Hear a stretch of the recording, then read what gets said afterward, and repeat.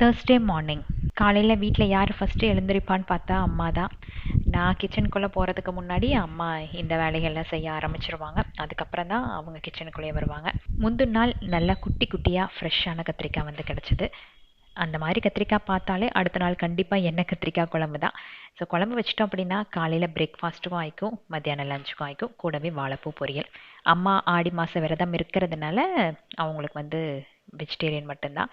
எனக்கும் பாப்பாவுக்கும் 2 முட்டை மட்டும் எக்ஸ்ட்ரா வேக வச்சுக்கிட்டேன். மோஸ்ட்லி நிறைய ரெசிபீஸ் பார்த்திங்கன்னா அம்மா கிட்ட இருந்து தான் கற்றுக்குவோம். அதே மாதிரி வச்சா கூட அவங்க வந்து சில நேரத்தில் ஏற்றுக்க மாட்டாங்க, நான் வச்ச மாதிரி ஒரு டேஸ்ட் இல்லை அப்படின்ட்டு. ஆனால் அடுத்த நாள் நாம் வச்ச குழம்ப சுண்டை வச்சு சாப்பிடுவாங்க. அதுலேயே தெரியுது நம்ம ரெசிபி வந்து சக்ஸஸ் ஆயிடுச்சு அப்படின்னு.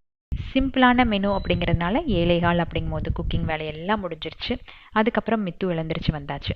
வீட்டில் மைலோவோட கடி தாங்காமல் நாங்கள் பயந்துக்குவோம். ஆனால் மைலோவே பயந்துக்கிறது யாருன்னா மித்து கண்டு தான்.